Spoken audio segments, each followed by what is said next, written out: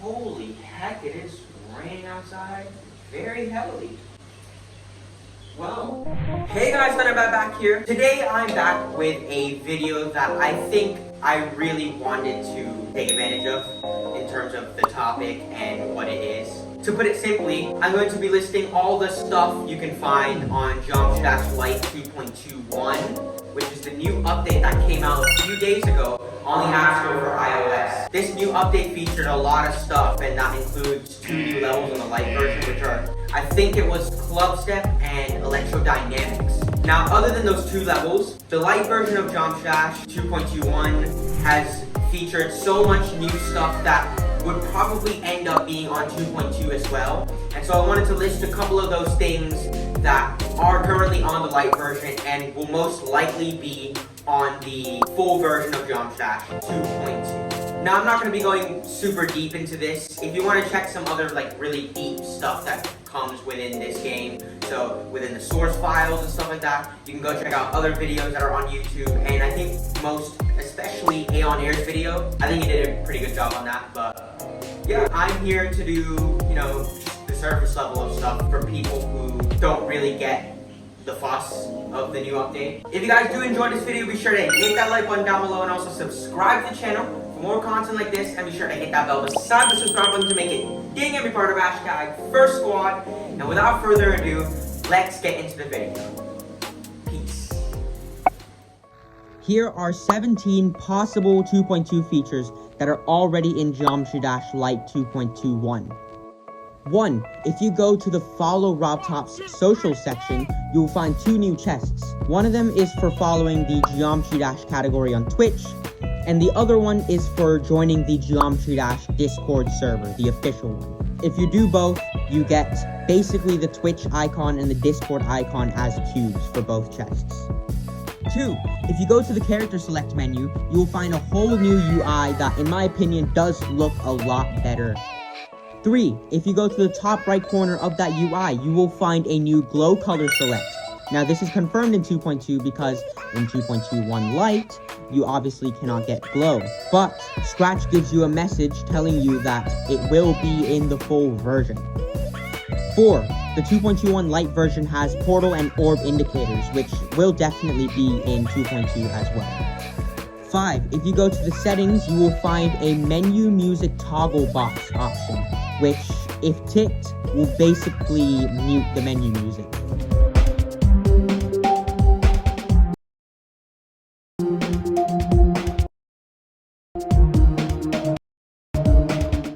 6. If you go to the main levels and you go to the very last page, and you hit the info button that's on that page, you will find a poem written by RobTop that says, "Roses are red, violets are blue, I am working on 2.2. Now on to the options section. Number 7 is auto low detail, which I assume basically ticks every low detail mode on every single level if you have this option ticked. Number 8 is save gauntlets. Now I'm pretty sure this basically saves the gauntlet levels so you don't have to re-download them when you get in there. I'm not really sure what this is for, but I guess it's a shortcut, maybe.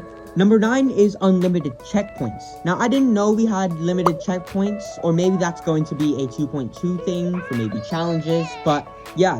Number 10 is decimal percentage. Now, this decimal percentage thing has actually been in the community longer than people think. It was added in mods or hacks, and it allows us to tell our percentage of where we die more precisely. I'm really glad RobTop added this into the game itself, because it shows that he's actually watching and listening to the community and seeing what works and what doesn't work. Number 11 is music in practice mode. Now, I'm not really sure what this does, but in Dash Lite 2.21, it basically syncs the practice mode music to your gameplay. So if you die in practice mode and you go back to your last checkpoint, the practice music will actually stop and reset, or at least go back to where you last saved. Number 12 is detailed info. Not really sure what this does either, but I assume that in 2.2, if you hit the info button on a level, it will probably tell you more information. Number 13 is hide attempts and hide attempts in practice mode. Now, these are 2 different options. What I assume this means is if you go into a level, when playing, if you have these 2 boxes ticked, it will hide the attempt counter in both normal mode and practice mode. Now, this is something I've also seen in hacks and mods, and I'm glad RobTop has put this into 2.2 as well, as it's a lot better for presenting and showcasing levels, and it just makes it clean in general. Number 14, extra LDM. We already have low detail mode, and that used to be a thing where people would make by themselves. Now, currently, it's an actual thing in the game. I assume that RobTop is basically taking Ultra LDM and actually put it into the game itself as well, except calling it extra LDM. Number 15, high portal guide and show orb guide. Now, again, this is pretty self-explanatory. This basically toggles on and off the portal and orb indicators. Number 16, we're going to be talking about the number info at the top left whenever you play a level. Now, in total, there are 7 numbers. 6 of them I actually know what they're for. The last one I'm not really sure. The first number is the level ID. Now, this is very easy to see that because if you can see on the screen right now, I'm currently playing Electroman Adventures, and the number at the top left is 13. Now, Electroman Adventures' ID is 13 because it's the 13th main level in the game. The second number is the time spent on that level, or the time spent on that session of beating the level. So if you leave and come back, it will restart, but it will count the time as long as you're playing it up until you either finish it or leave it. Number 3 is the current attempt. So basically it counts your attempts, but the number will stay on the current attempt, so you don't have to go back to the start to see your current attempt. Number 4 is the amount of jumps you've taken on that attempt. So if you ever die and restart, the jumps will also restart to 0.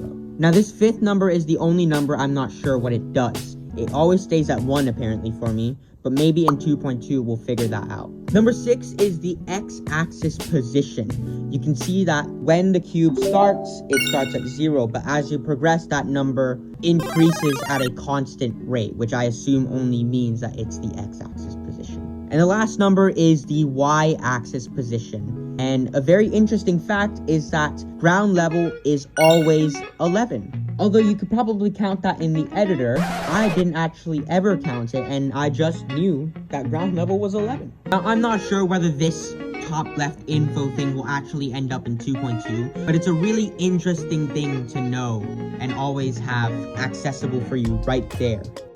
Now for the bonus. I found this by a Twitter user who goes by the name Omega Falcon. He claimed that data miners actually found this.